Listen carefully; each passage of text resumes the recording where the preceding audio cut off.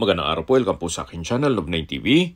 Patalasasan po, meron po ba kayong mga properties na napapabayaan or non-performing assets? Plan nyo ibenta, pero wala kayong oras sa pagbibenta nito.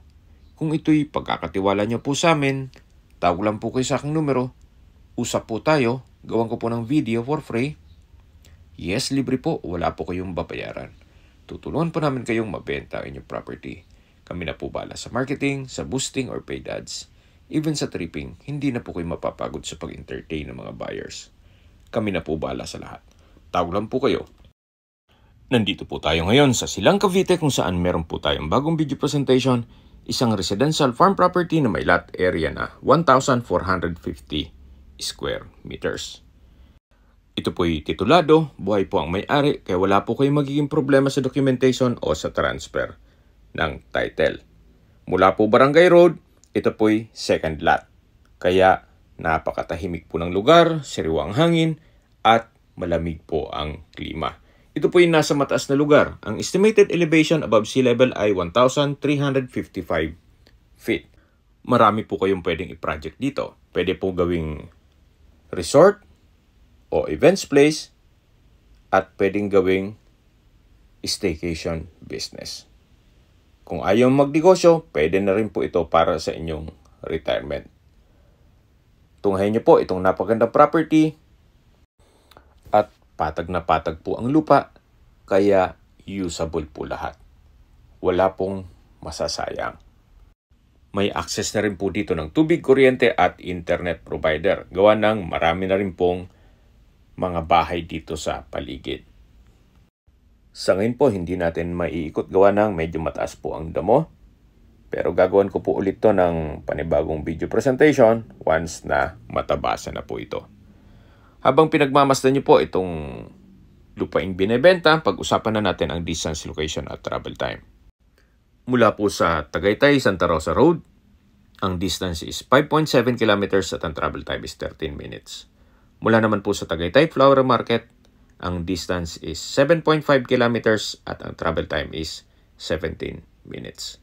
Mula naman po sa Picnic Grove, isa sa pasyalan dito sa Tagaytay at malapit din sa ina ng Laging Saklolo Church, ang distance is 7.9 kilometers at ang travel time is 18 minutes. Mula naman po sa Tagaytay Rotonda, ang distance is 8.7 kilometers at ang travel time is 20 minutes. Sa Tagaytay Rotonda po ay kompleto na rin gaya ng malls, hotels, restaurants, banks, schools, church at hospital.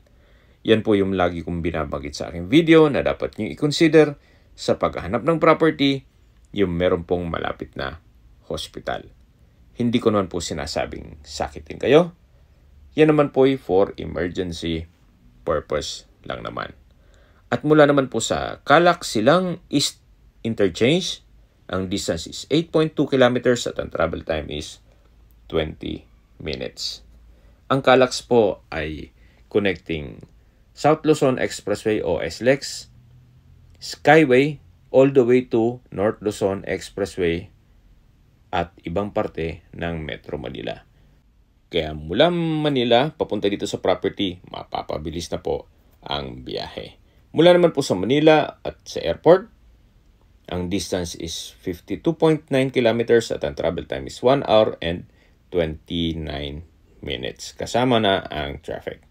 Sa mga nag-skip po ng video, ito pong property ay nasa Silang Cavite at may lot area na 1,450 square meters. Ito po ay titulado at second lot mula Barangay Road. Binebenta po ito ni owner sa halagang 7,000 pesos per square meter. Kung may mga katanungan po kayo, tawag lang po kayo sa aking numero. At sa mga kababayan naman natin nasa ibang bansa, meron po akong Telegram. Sa mga iPhone user man may iMessage. Meron din pong Imo, Skype, Viber at WhatsApp. Same number lang po, 0917-316-3399. Sa mga nagtatanong naman po ng aming Facebook, meron po kaming Facebook page na Love9 TV at Facebook Reels Video. Meron din pong TikTok at Instagram.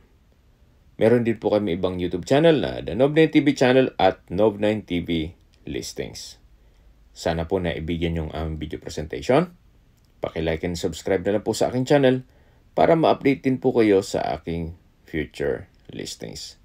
Kung sakali po hanap nyo mas malaking sukat ng lupa, meron din po kami ibang listings na pwede nyong pagpilian. Huwag po kayong mag-atubiling tumawag sa amin, then let us know your budget para malaman namin kung anong property pwede naming alok sa inyo. Sa lahat pong viewers, subscriber at nagtiwala po sa amin, salamat po sa suporta. Ingat po kayo lagi at yung pamilya. Maraming salamat po.